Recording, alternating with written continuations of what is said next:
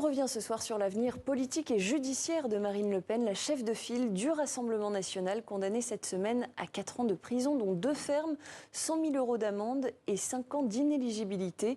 Une condamnation en première instance pour détournement de fonds publics dans l'affaire des assistants parlementaires européens. Et pour décrypter tout cela, Perrine Tarnot est avec nous. Bonsoir Perrine. Bonsoir Clémentine. Directrice de l'information à Public Sénat. Alors Perrine, le Rassemblement national a organisé, on l'a vu aujourd'hui, une manifestation de soutien à Marine Le Pen à Paris. Ça veut dire quoi? Que le RN se lance aujourd'hui dans une bataille d'opinion?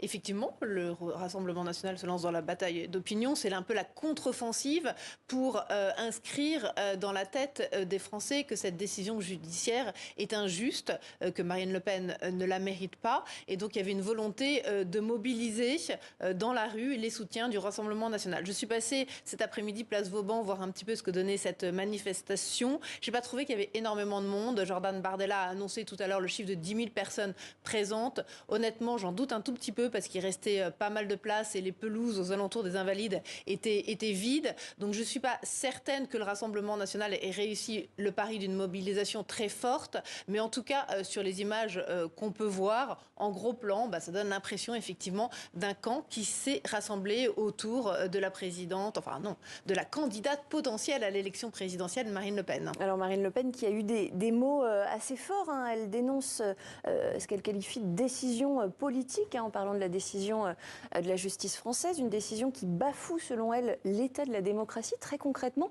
quelle est la stratégie politique du Rassemblement national pour gérer cette crise? Alors, on a l'impression que Marine Le Pen n'avait pas du tout anticipé cette décision de justice, ou en tout cas n'avait pas anticipé l'inéligibilité immédiate. C'était comme une espèce de tabou au sein du Rassemblement national. Il n'y avait pas de plan pour préparer l'après-décision judiciaire. Et donc, Marine Le Pen est un petit peu revenue aux fondamentaux de ce qu'était le Front national de son père, c'est-à-dire une rhétorique très forte, assez illibérale, et donc en opposition à la décision des juges. Et c'est vrai qu'aujourd'hui, elle n'a pas l'air si prête à passer le flambeau à Jordan Bardella, parce qu'elle pourrait renoncer, se retirer, ou en tout cas observer peut-être une période de retrait politique. Oui, elle a eu cette petite phrase, je crois que c'était sur le plateau de TF1 le soir même de la décision du tribunal, en disant que Jordan Bardella était un excellent atout pour le Rassemblement national, mais qu'il ne fallait pas l'user trop vite. Et effectivement, on a senti qu'il y avait au sein du Rassemblement national, en tout cas chez les proches de Marine Le Pen, une volonté de freiner un petit peu des cas de fer, en disant que certes, Jordan Bardella avait une certaine popularité, presque au moins aussi forte que celle de Marine Le Pen, mais que pour l'instant, le seul plan qui existait au sein du RN, c'était Marine Le Pen, candidate pour la présidentielle. Cette condamnation, elle peut, selon vous, creuser les divisions internes dans le parti ?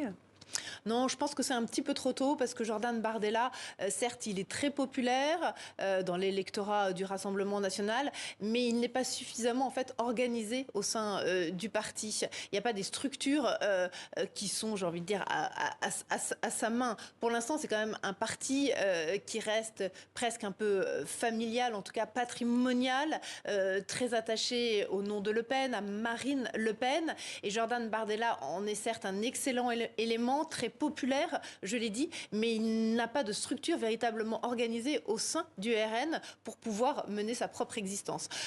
Tout ça pour dire qu'on ne va pas aller vers un schisme à la Jean-Marie Le Pen, Bruno Maigret, des années 90 pour ceux qui ont connu cette époque-là. On n'en est pas du tout là et on a bien vu que Jordan Bardella, même s'il a tweeté très très vite suite à la décision judiciaire, c'est dommage, Marine Le Pen est éliminée de la campagne présidentielle, il est très vite quand même rentré dans le rang et son tweet a pu être perçu un peu comme maladroit.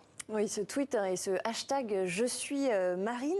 Alors, plusieurs personnalités politiques internationales ont aussi manifesté un soutien à Marine Le Pen.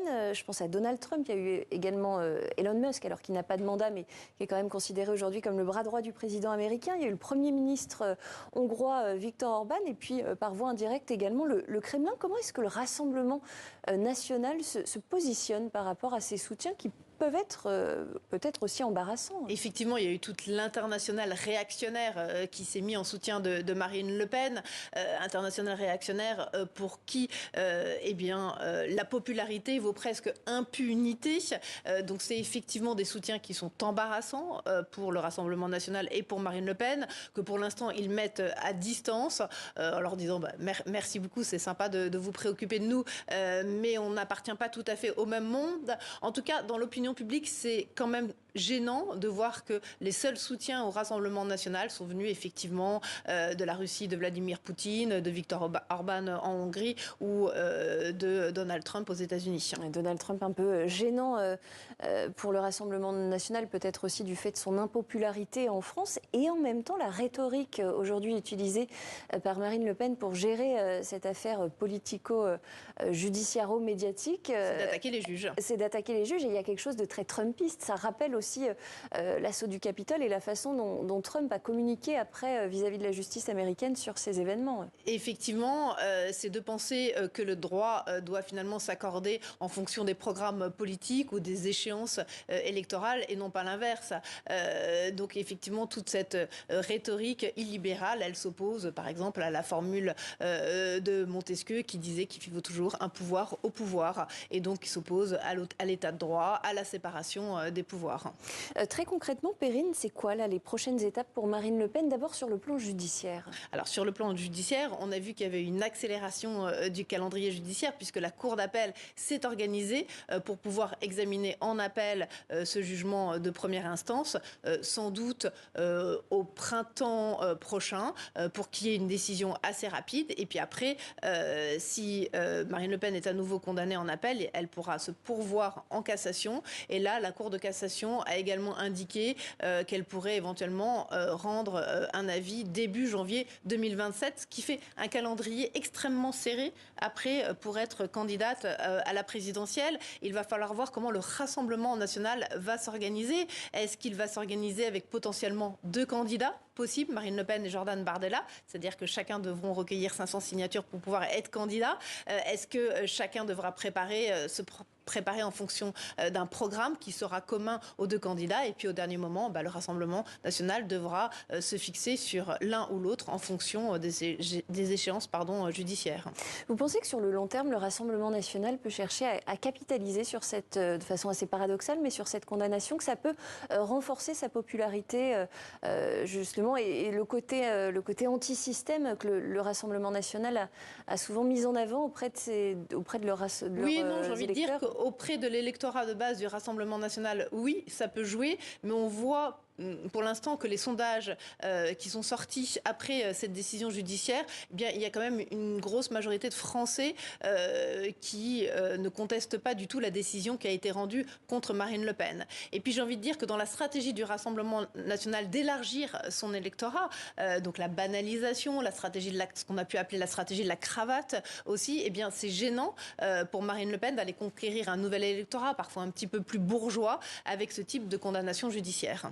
Une dernière question, Perrine, sur les finances du parti. On a beaucoup entendu cette semaine que le Rassemblement national allait se retrouver en difficulté financière. Est-ce que c'est vraiment le cas? Non, c'est pas vraiment le cas parce que le Rassemblement national a quand même gagné les dernières élections, a quand même gagné beaucoup de sièges à l'Assemblée nationale, gagné aussi les élections européennes. Donc tout ça, c'est quand même une manne financière, mais toujours est-il effectivement qu'il y a une sérieuse amende dans le cas de ce jugement. Merci beaucoup, Perrine Tarnot, directrice de l'information à Public Sénat. Merci pour cet éclairage et à bientôt sur TV5 Monde.